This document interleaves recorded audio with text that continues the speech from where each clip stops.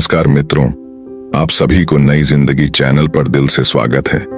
आज हम एक महत्वपूर्ण प्रश्न पर चर्चा करेंगे। अच्छे लोग हमेशा दुखी क्यों रहते हैं, जबकि पापी और पाखंडी लोग मौज उड़ाते हैं? ये एक ऐसा विषय है जिस पर अक्सर विचार किया जाता है। इस बात में कोई संदेह नहीं कि ऐसा होता है, लेकिन इसके पीछे कुछ गहरे कारण हैं। आज हम इन्हीं कारणों को एक धार्मिक कहानी के माध्यम से समझने का प्रयास करेंगे। प्रिय दर्शकों, आज की कहानी बेहद ज्ञानवर्धक और प्रेरणादायक है, इसलिए मैं आपसे निवेदन करता हूं कि आप अपना कुछ समय निकालकर इसे अंत तक ध्यानपूर्वक सुनें। पूरी कहानी सुनने से आपको जीवन के महत्वपूर्ण सबक मिलेंगे जो आपके भविष्य को बेहतर बना सकते हैं। तो चलिए, बिना समय गंवाए इस अद्भुत कहानी की शुरुआत करते हैं। एक छोटे से नगर में कबीर नाम का लड़का रहता था। कबीर दिन रात अपने आसपास के लोगों को देखकर एक सवाल में उलझा रहता। उसने देखा कि जो लोग दूसरों की मदद करते हैं, सच्चाई और ईमानदारी के रास्ते पर चलते हैं, उनके साथ हमेशा कुछ न कुछ बुरा होता है। वहीं जो लोग झूठ, फरेब और छल कपट में लगे रहते हैं, वे अक्सर सुखी और सफल नजर आते हैं। कबीर के मन में यह सवाल बार बार आता, लेकिन इसका उत्तर उसे कहीं नहीं मिल पा रहा था। वह सोचता, आखिर ऐसा क्यों होता है? क्या भगवान सचमुच अच्छे लोगों के साथ अन्याय करते हैं? कुछ ही दिनों बाद नगर में एक प्रसिद्ध विद्वान महंत जी आए। उनके ज्ञान और प्रवचनों की चर्चा पूरे नगर में हो रही थी। कबीर ने सोचा, क्यों न इस सवाल का जवाब महंत जी से प्राप्त किया जाए। अगली सुबह कबीर महंत जी के पास गया। उसने श्रद्धापूर्वक उनके चरणों में प्रणाम किया और कहा, हे गुरुदेव, मेरे मन में एक सवाल है जो मुझे कई दिनों से परेशान कर रहा है। मैं देखता हूं कि जो लोग अच्छे कर्म करते हैं, ईमानदारी से जीवन जीते हैं और दूसरों की मदद करते हैं, उनके जीवन में दुख ही दुख आता है। वहीं जो लोग पाखंडी, झूठे और दूसरों को नुकसान पहुंचाने वाले होते हैं, वे सुख और सफलता में जीते हैं। ऐसा क्यों है? महंत जी ने उसकी बात सुनकर मुस्कुराते हुए कहा, बेटा, दुनिया जैसी दिखती है वैसी है नहीं। इसे समझना आसान नहीं है। ये संसार बहुत बड़ा और जटिल है। इसे जितना समझने की कोशिश करोगे, ये उतना ही उलझता जाएगा। लेकिन मैं तुम्हें एक कहानी सुनाता हूं, जिससे शायद तुम्हारी उलझन कुछ हद तक सुलझ जाए। एक समय की बात है, एक नगर में एक विधवा स्त्री अपनी 3 छोटी बेटियों के साथ रहती थी। जवानी में ही उसके पति का देहांत हो गया और अपने बच्चों की पूरी जिम्मेदारी उसी पर आ गई। 3 बच्चियों का पालन पोषण करते हुए वह बहुत परेशान रहती थी। अपने बच्चों को अकेला छोड़कर वह कहीं काम भी नहीं कर सकती थी। ऊपर से समाज के ताने उसकी तकलीफों को और बढ़ा देते थे। उस स्त्री के पास कोई सहारा नहीं था। वह अपने पति को याद करते हुए जैसे तैसे अपनी बच्चियों की देखभाल कर रही थी। लगातार चिंताओं ने उसे भीतर से कमजोर कर दिया। बच्चों के भविष्य को लेकर सोचते सोचते वह बीमार पड़ गई। एक दिन ऐसा आया जब उसकी तबीयत इतनी बिगड़ गई कि उसका अंत समय निकट आ गया। मृत्यु के समय यमराज ने अपने सेवक चित्रगुप्त को उस स्त्री के प्राण लेने के लिए भेजा। जब चित्रगुप्त वहां पहुंचे तो उन्होंने देखा कि वह स्त्री बीमार पड़ी हुई है और उसकी 3 छोटी बच्चियां उसके पास बैठकर बिलख कर रो रही हैं। बच्चियों की दशा देखकर चित्रगुप्त का हृदय पसीज गया। वे सोचने लगे, यदि मैं इस स्त्री के प्राण लेकर चला गया तो इन मासूम बच्चियों का क्या होगा? कौन उनकी देखभाल करेगा? कौन उन्हें सहारा देगा?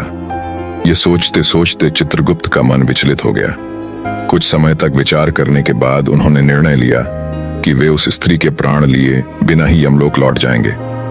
जब चित्रगुप्त यमलोक पहुंचे तो यमराज ने उनसे पूछा, चित्रगुप्त, तुम खाली हाथ क्यों लौट आए? क्या तुम उस स्त्री के प्राण लेने नहीं गए थे?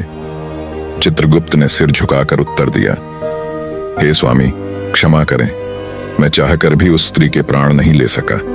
जब मैं वहां पहुंचा तो मैंने देखा कि उसकी 3 मासूम बच्चियां उसकी देह से लिपट कर रो रही थीं। यदि मैं उस स्त्री के प्राण लेकर आ जाता तो इन बच्चियों का क्या होता? पृथ्वी के लोग स्वार्थी और निर्दयी हैं। कोई भी इन बच्चियों का सहारा नहीं बनता। चित्रगुप्त ने अपनी बात जारी रखते हुए कहा, हे यमराज, मेरी आपसे प्रार्थना है कि उस विधवा स्त्री को कुछ समय के लिए जीवन दान दें, ताकि वह अपनी बच्चियों का पालन पोषण कर सके और उन्हें आत्मनिर्भर बना सके। इसके बाद आप उसका जीवन ले सकते हैं। चित्रगुप्त की ऐसी बातें सुनकर यमराज ने कहा, हे चित्रगुप्त, इस संसार के सभी प्राणियों की मृत्यु निश्चित समय पर ही होती है। न कोई किसी की आयु घटा सकता है और न कोई बढ़ा सकता है। न तुम किसी को जीवन दे सकते हो और न ही समय से पहले किसी के प्राण ले सकते हो। जो भाग्य में लिखा होता है वही उचित समय पर होता है। तुमने सृष्टि के नियमों का उल्लंघन किया है, जो एक गंभीर अपराध है। इसके लिए तुम्हें दंड अवश्य भोगना पड़ेगा।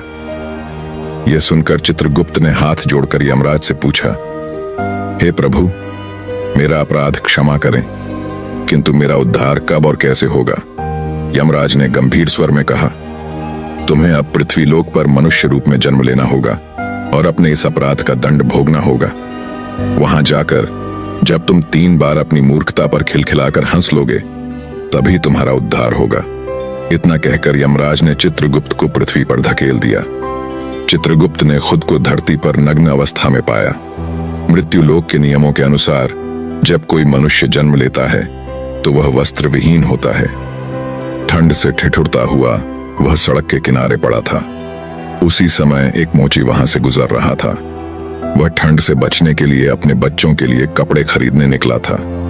रास्ते में उस नग्न व्यक्ति को ठंड में कांपते हुए देखकर उसे दया आ गई।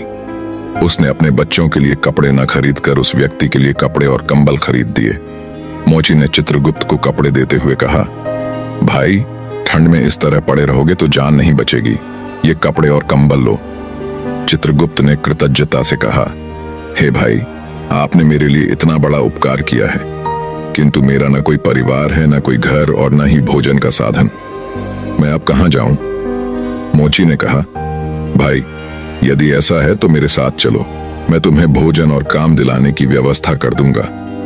मोची चित्रगुप्त को अपने साथ घर ले गया, लेकिन जैसे ही मोची घर पहुंचा, उसकी पत्नी ने देखा कि वह बच्चों के लिए कपड़े लाने गया था, पर कपड़े तो लाया नहीं, उल्टा एक अनजान व्यक्ति को घर ले आया। यह देखकर उसकी पत्नी आग बबूला हो गई। गुस्से से भरी पत्नी चिल्लाते हुए बोली, तुम बच्चों के कपड़े लेने गए थे और लाए क्या? एक अजनबी आदमी। तुम्हें परिवार की चिंता है भी या नहीं? हम खुद जैसे तैसे गुजारा कर रहे हैं और अब तुम इसे भी घर ले आए। पत्नी की यह बातें सुनकर घर का माहौल गर्म हो गया। वह मोची के साथ लड़ने झगड़ने लगी और उसे भला बुरा कहने लगी। यह देखकर वह चित्रगुप्त बहुत जोर जोर से हंस पड़ा।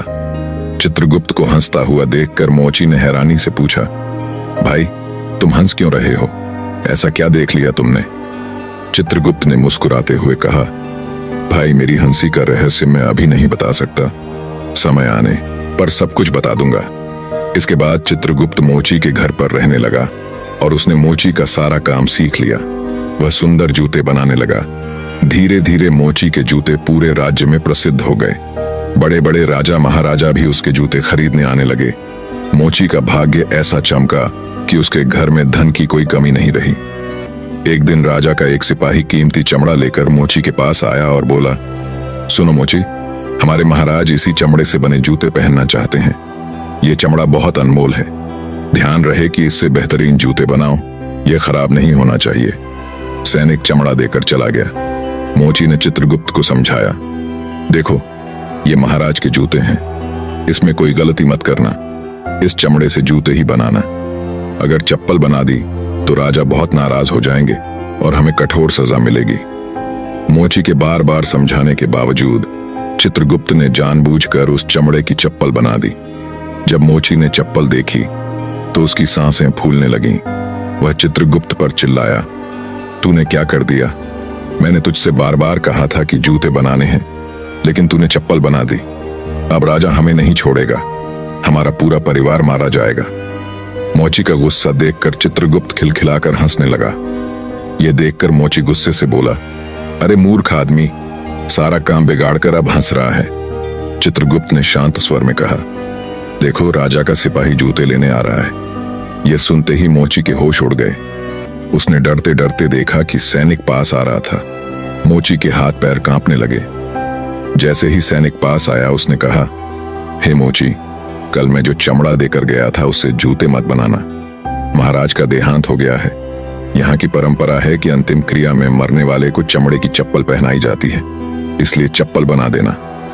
सैनिक की यह बात सुनकर मोची को ऐसा लगा जैसे मरे हुए शरीर में प्राण लौट आए हों। उसके हाथ से डंडा छूटकर जमीन पर गिर पड़ा।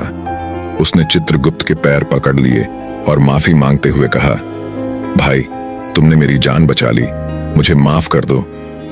चित्रगुप्त मोची की इस हरकत को देखकर जोर जोर से हंस रहा था। मोची ने पूछा, हे भाई, अब तुम क्यों हंस रहे हो? चित्रगुप्त मुस्कुराते हुए बोले, मोची भाई, समय आने पर मैं तुम्हें अपनी हंसी का कारण अवश्य बताऊंगा।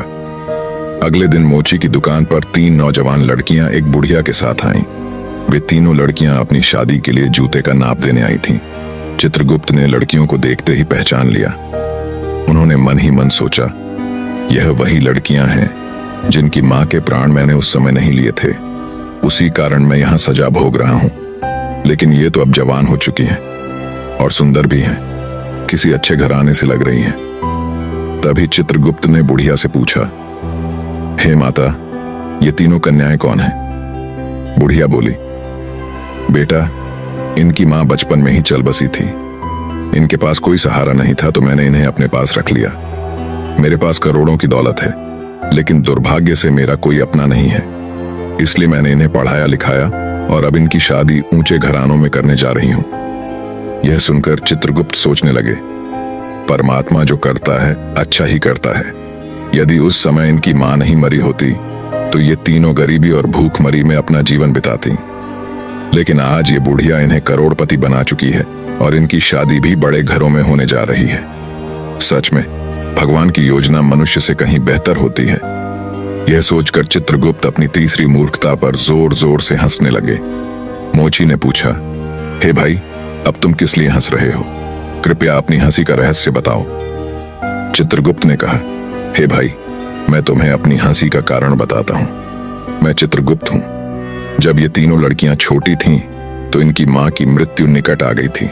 लेकिन इन मासूम बच्चियों पर दया कर मैंने उनकी मां के प्राण नहीं लिए। इसी कारण यमराज ने मुझे श्राप देकर धरती पर भेज दिया। मैं निर्वस्त्र सड़क किनारे पड़ा था, तब तुमने मुझे अपने घर बुलाया। घर पहुंचने पर तुम्हारी पत्नी ने तुम्हें खूब डांटा। वह इस बात पर नाराज थी कि तुमने अपने बच्चों के कपड़ों के पैसों से मेरे लिए कंबल और कपड़े खरीद दिए। तब मैंने पहली बार तुम्हारी पत्नी की मूर्खता पर हंसी की थी। वह उन पैसों के खोने पर दुखी हो रही थी, लेकिन उसे यह समझ नहीं आया कि हमारी मदद से तुम्हारे घर की किस्मत बदलने वाली है। दूसरी बार मुझे हंसी तुम्हारी मूर्खता को देखकर आई, जब तुम मुझे राजा के लिए जूतों की जगह चप्पल बनाने के लिए डांट रहे थे। तुम केवल राजा के जूतों की चिंता कर रहे थे, लेकिन तुम्हें यह पता नहीं था कि राजा के साथ क्या घटना घट गई थी। पूरे नगर को पता चल गया था कि राजा की मृत्यु हो चुकी है, लेकिन तुम्हारा ध्यान केवल राजा के जूतों पर था। बस हम वही देखकर हंस पड़े जो हमारे सामने होता है, पर हम उन घटनाओं को नहीं देख पाते जो भविष्य में होने वाली होती हैं। परमात्मा कई बार हमारे साथ ऐसी घटनाएं करते हैं जो पहली नजर में बुरी लगती हैं, परंतु उनका परिणाम हमारे लिए अच्छा होता है। मनुष्य को बुरा देखकर अक्सर परमात्मा को दोष देना स्वाभाविक लगता है, लेकिन हम उस अच्छाई को नहीं देख पाते जो भविष्य में हमारे साथ होने वाली होती है।